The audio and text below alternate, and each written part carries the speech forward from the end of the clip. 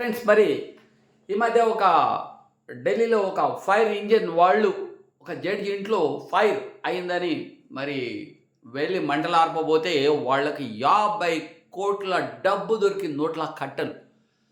So మరి ABN అందరూ జ్యోతులు ఇచ్చారు, చాలా న్యూస్ ఛానళ్ళు ఇచ్చారు.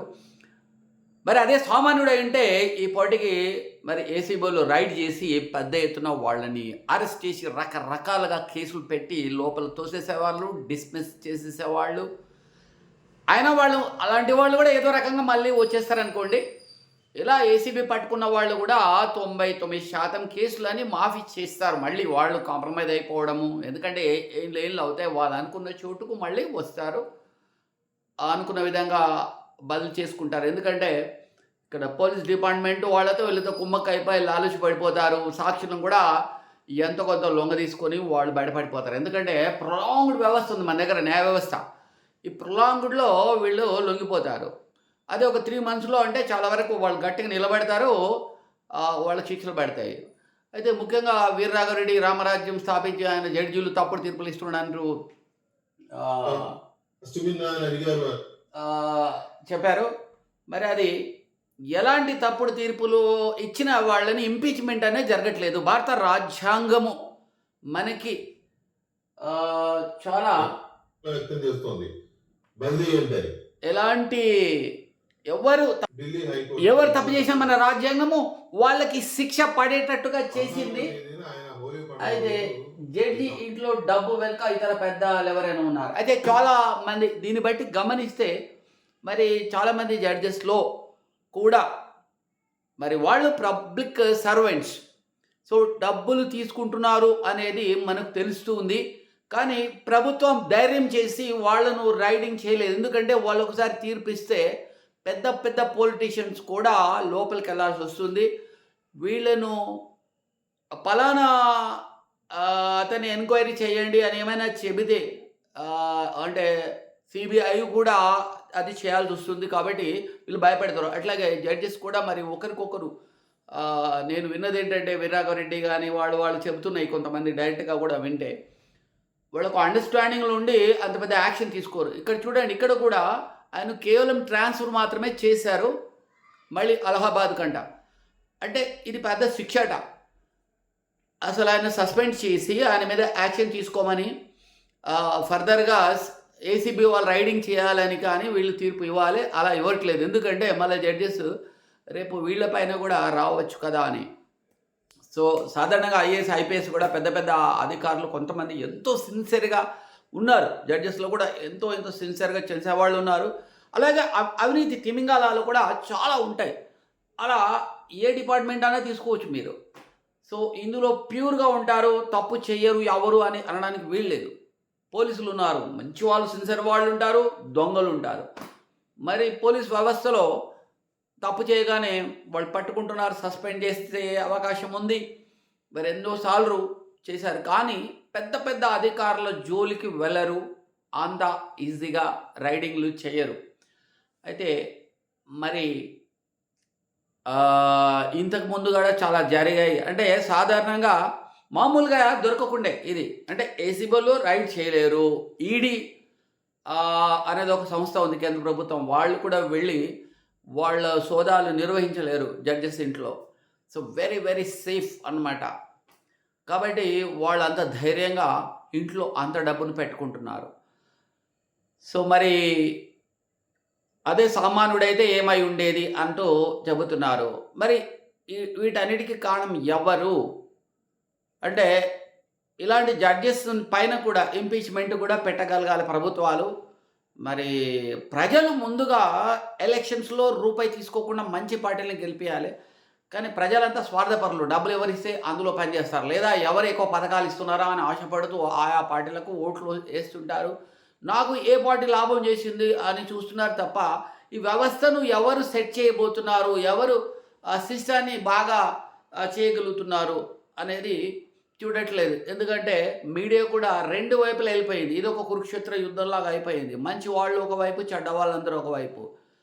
చెడ్డవాళ్ళకి మంచి వాళ్ళు చెడ్డవాళ్ళలా కనబడతారు, మంచి వాళ్ళకి చెడ్డవాళ్ళు చెడ్డవాళ్ళలా కనబడతారు. సో ఒక మనిషిలో స్వార్థం ఎక్కువ ఉందనుకోండి, దొంగలు బాగా కనబడతారు వాళ్ళకి. అహంకారం, గర్వం ఎక్కువ ఉన్న వాళ్ళకి సత్యం కనబడదు. అలాంటి వాళ్ళు దుర్మార్గుల వైపు ఉంటారు. దుస్తులు కరెక్ట్ అనిపిస్తుంటారు వాళ్ళకి. ఎందుకంటే ఆ దుర్మార్గులు వీళ్ళకు పర్సనల్‌గా సహాయం చేస్తారు కాబట్టి. సో ఇక్కడ ఒకసారి చూద్దాం ఏబీ అనేది ఏం చెప్తున్నారు. అనుకోకుండా ఆయన ఇంట్లో చిన్న అగ్ని ప్రమాదం జరిగింది. చిన్నదో పెద్దదో అగ్ని ప్రమాదం జరిగింది. అక్కడ చూపిస్తున్నారు ఫోటో. డిపార్ట్మెంట్ వాళ్ళకి ఫోన్ చేశారు. వాళ్ళు వచ్చి ఆపుతుంటే ఆ స్టోర్ రూమ్ లోకి వెళ్ళి, స్టోర్ రూమ్ లో కూడా మంట వస్తుందని అక్కడికి వెళ్ళి నీళ్లు కొడుతుంటే యశ్వంత్ వర్మ ఇంట్లో స్టోర్ రూమ్ లో మంటలు వస్తున్నాయి, ఆర్పపోతే కట్టలు దొరికాయి వాళ్ళకి. వాళ్ళు ఇక్కడ లీక్ చేస్తారు. ఎవరు? ఫైర్ సేఫ్టీ వాళ్ళు. కట్టలు ఒకటి కాదు, రెండు కాదు, లారీ తేవాలి వేసుకెళ్ళడానికి. లారీ కావాలి. ఎన్ని కోట్లు ఉన్నాయో తెలియదు కానీ మనకి ఎన్ని కోట్లు ఉందో తెలియదు చెప్తున్నారు. డబుల్ డిజిట్ అని చెప్తున్నారు. డబుల్ డిజిట్ అంటే 10, 20, 30, 40 మొత్తం మీద ట్రిపుల్ డిజిట్ కి తక్కువ, అంటే 100 లోపు, 100 కోట్ల లోపల ఉండొచ్చు. ఒక 50 అంటున్నారు, 75 అంటున్నారు, కరెక్ట్ ఫిగర్ రాని అట్లా. అంటే జడ్జీలు మరి డబ్బులు ఉన్నాయంటే ఎంత పెద్ద ప్రమాదం అంటే ఇది. ఒక జడ్జి డబ్బులు తీసుకొని తప్పుడు తీర్పు ఇస్తే ఒక హంతకుడు రిలీజ్ అవుతాడు. ఒక 20 మంది, 10 మందిని, 100 మందిని చంపిన వాళ్ళు కూడా ఇప్పుడు రిలీజ్ అవుతున్నారు. వాళ్ళకి బెయిల్ దొరుకుతుంది, బయటకు వస్తున్నారు. ఉగ్రవాదులు కూడా మరి వాళ్లకు ఎంతో కష్టపడి పోలీసులు తమ ప్రాణాలను పణంగా పెట్టి ఉగ్రవాదులు పట్టుకుంటూ ఉంటారు. ఒక్కోసారి తమ ప్రాణం పోతుంది వాళ్ళు, ఆయన వాళ్ళు లెక్క చేయకపోయినా పట్టేస్తారు. అయితే అలాంటి వాళ్ళు కూడా ఉరిసి చేయడంలో వాళ్ళు మరి డబ్బుకు లొంగిపోయి ఏమైనా వదిలేస్తున్నారా, తప్పుడు తీర్పులు ఇస్తున్నారా అనేది తెలుస్తుంది కదా క్లియర్గా. ఇప్పుడు వీరరాఘవరెడ్డి కేసులో 3 జడ్జెస్ తప్పుడు తీర్పులు ఇచ్చారు. అంటే ఇది చిన్న కేసే అని కాదు, చిన్నది పెద్దదని కాదు. ఆయన సుప్రీంకోర్టు వరకు మళ్ళీ ఆర్గ్యుమెంట్ చేశాడు దానిపైన. అంటే రాజ్యాంగం ఏం చెప్పింది అంటే 9th క్లాస్ 10th వరకు ఎవరు కూడా ఫెయిల్ చేయడానికి వీలే లేదు. అది మరి రాజ్యాంగం ఇచ్చిన తీర్పుకు విరుద్ధంగా వీళ్ళు తీర్పు ఇచ్చినప్పుడు ఖచ్చితంగా పై జడ్జిలు వీళ్ళను కొట్టేయాలి. కానీ అలా కాకుండా అదే కరెక్ట్ అనుకుంటూ వెళ్ళిపోయారు. అలా సుప్రీంకోర్టు వరకు వెళ్ళిపోయాడు ఒక సామాన్యుడు. ఆయన అక్కడ కూడా ఆయనకు న్యాయం దొరకలేదు, ఆయన కేసును పక్కన పెట్టేశారు. సో ఇది ఎంత దారుణమైన విషయం మరి. సో వ్యవస్థలను సెట్ చేయాలి అని వీరరాఘవరెడ్డి దానికి ఒక సైన్యం తయారు చేయాలా అంటున్నాడు. మరి తప్ప మరి లేకపోతే ఎలా? ఇప్పుడు నాలాంటి వాళ్ళు, నీలాంటి వాళ్ళు ఎంతోమంది ఉన్నారు కష్టపడి ధర్మం కోసం కొట్లాడతామని. కానీ వాడికి డబ్బులు, తినడానికి తిండి, కట్టుకోవడానికి రెంటు, వాడి మెయింటెనెన్స్కి కొంత డబ్బులు ఇవ్వాలి. మరి ఎంతోమంది మన దగ్గర కోటీశ్వరులు ఉన్నారు, 100,000 కోట్లు ఉన్న వాళ్ళు ఉన్నారు. డబ్బులు కూడా చాలా డబ్బులు, అంటే నెలకు లక్షలు వస్తున్న వాళ్ళు ఉన్నారు. మరి వీళ్ళు ఏం చేస్తున్నారు? ఈ ధర్మాన్ని నిలబెట్టడానికి కొంత శాతం, ఒక 10%, 20% పక్కన పెట్టి దాన్ని ఇలాంటి వ్యవస్థలకు వాళ్ళు ఇవ్వాలి. కానీ దొంగనా కొడుకులు ఇవ్వడం లేదు. వీళ్ళు నా డబ్బు నేను సంపాదించినాను అంటున్నారు. వాళ్ళు ఇన్కమ్ ట్యాక్స్ కడుతున్నారు కదా అంటే కడుతున్నారు. ఆ ఇన్కమ్ ట్యాక్స్ ప్రభుత్వానికి ఇస్తున్నారు. కానీ ప్రభుత్వానికి ఇచ్చే ఈ డబ్బు సరిగ్గా ఉపయోగపడుతుందా లేదా అనడానికి మళ్ళీ ఒక వ్యవస్థ కావాలి ప్రజల తరఫు నుంచి పనిచేయడానికి. ఉన్నారు కదా ఎమ్మెల్యేలు, ఎంపీలు, అంటే వీళ్ళందరూ కూడా మళ్ళీ పెట్టుబడి దోరలు. ఎమ్మెల్యేలు, ఎంపీలు, రాజకీయ నాయకులు అందరూ కూడా వాళ్ళు ఎంతో డబ్బు పెట్టుబడి పెట్టి వాళ్ళు ఒక పదవి సంపాదిస్తున్నారు. మరి వాళ్ళు నిజాయితీగా ఎలా ఉండగలుగుతారు? వాళ్ళు పెట్టిన పెట్టుబడికి 10 సంపాదించాలి కాబట్టి వాళ్ళు కాంప్రమైజ్ అవుతూ ఉంటారు. వీళ్ళందరినీ సెట్ చేయడానికి నిస్వార్థంగా ఉండే ప్రజల తరఫు నుంచి ఒక సిస్టమ్ తయారు కావాలి. దానికి రామరాజ్యం స్టార్ట్ చేసినట్టు అనిపిస్తుంది నాకు ఆయన వీడియోలు చూస్తే. మరి అది కానీ లేదా మీరు కూడా ఒక సంస్థ స్టార్ట్ చేయండి. అక్కడ డబ్బులు ఇచ్చేవాళ్లను కూడా గ్యాదర్ చేయాలి, సమయం ఇచ్చేవాళ్లను, రిస్క్ చేసి పోరాడగలిగే వాళ్ళు కావాలి. మరి ఈ ప్రయత్నంలో వాళ్ళ ప్రాణాలు పోవచ్చు. అందుకే ఆయన అంటాడు చావడానికి, చంపడానికి రెడీగా ఉండాలని. అంటే వీళ్ళు సత్యం అడిగినప్పుడు అవతల వాళ్ళు వీళ్ళు చంపడానికి పోతారు. సో కాబట్టి ఫ్రెండ్స్,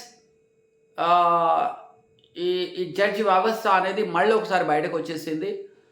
మరి ఇది కొలిజియం వ్యవస్థ ఉంది, దీన్ని మార్చి దీనికి ఒక సిస్టమేటిక్గా వీళ్ళని ప్రమోట్ చేసే విధానం అనేది లేదు. కొలిజియం అనేది వాళ్ళకు వాళ్ళే ప్రమోట్ చేస్తూ ఉంటారు, ఎవరు ప్రమోట్ అవ్వాలి కావద్దు అనేది. సో వాళ్ళ మధ్యలో ఒక మంచి అండర్స్టాండింగ్ ఉంటుందన్నమాట. సో అలా కోఆపరేట్ చేయాలి. అట్లాగే కొంత వీళ్ళు కూడా రికమెండ్ చేస్తుంటారు అధికార పార్టీలు వాళ్ళు కూడా. కాబట్టి వీళ్ళు కూడా రాజకీయ పార్టీలో కొంత అనుకూలంగా ఉండాల్సి వస్తుంది. అయితే మనకు బీజేపీ ప్రభుత్వం ఈ కొలిజియం వ్యవస్థ తీసి ఇంకొక వ్యవస్థ పెట్టాలని చూశారు. కానీ జడ్జెస్ అని దాన్ని కొట్టేశారు వ్యతిరేకంగా. ఇప్పుడు మణిపూర్లో కూడా సపరేట్గా టీం వేసేశారు. అంటే కొద్దిగా కేంద్ర ప్రభుత్వానికి విరుద్ధంగా వెళ్తున్నట్టుగా అనిపిస్తుంది. ఎందుకంటే వాళ్ళంతా వాళ్ళుగా వేసేసుకున్నారు. మరి జమ్మూ కాశ్మీర్లో హిందువులు ఎంతోమంది వచ్చి కొత్తగా వస్తే అలాంటి ఇలాంటి టీం వేయలేదు వాళ్ళు. ఎనీవే ఫ్రెండ్స్, మరి చూస్తూ ఉండండి. మన వీడియో లైక్ చేయండి, షేర్ చేయండి, కామెంట్ చేయండి. సో మనం వ్యవస్థలను మార్పు చేయడానికి మనం వస్తున్నాం. మన వార్తలు కేవలం వార్తలు విని ఎంజాయ్ చేయడానికి కోసం కాదు. అంటే చాలామంది ఇళ్ళల్లో అమ్మలక్కలు ఉంటారనమాట. వాళ్ళు వచ్చి వాళ్ళ ఆయన కొడుతున్నారు అండి, మా ఆయన ఇట్లా కొడుతాడు, అట్లా కొడుతున్నాడు, డిప్పులు పెడతాడు అంటాడు. ఏమైనా మన సొల్యూషన్ చెప్తే ఆ సొల్యూషన్ పట్టించుకోరు. మీకు తెలియదు ఆయన అట్లాంటి వాడు అసలు అలా చెప్పడానికి అసలు వీళ్ళు ఏ సొల్యూషన్ ఇచ్చినా కొట్టిపడేస్తారు వాళ్ళు. కానీ వాళ్ళ ప్రాబ్లం విని అయ్యో నీకు ఎంత కష్టం వచ్చిందమ్మా అనాలి. అట్లాగే మన వీడియోలో ఉన్న యూట్యూబర్స్ చూస్తున్న వాళ్ళందరూ కూడా ఎలా తయారంటే సమస్య చూసి కామెంట్ చేయడం తప్ప వాళ్ళకు ఒక సొల్యూషన్ వెదిగే ఆలోచన లేదు. మనకు మాత్రమే మన యూట్యూబ్ ఛానల్ చూస్తున్న 1500 మంది ఉన్నారు. వీళ్ళు మాత్రము నిజమైన యోధులు. నిజంగా వీళ్ళు సమస్యను సొల్యూషన్ వైపు ఆలోచించే వాళ్ళే మన ఛానల్ చూస్తారు. సో మీ పర్సనల్ సమస్యలు కానీ, ఈ దేశ సమస్యలు కానీ, మన అందరి ప్రపంచ సమస్యలు మనం సాల్వ్ చేయడానికి ఆలోచిస్తున్నాం, అటువైపుగా అడుగులు వేస్తున్నాం. సో మీరు కూడా కొంత సమయాన్ని కేటాయించండి దీనికోసం. సో మన వీడియో లైక్ చేయండి, కామెంట్ చేయండి, షేర్ చేయండి. లైక్ చేస్తే అందరికీ వెళ్తుంది, అట్లా సబ్స్క్రిప్షన్ కూడా పెరగాలి. Thank you very much. Bye.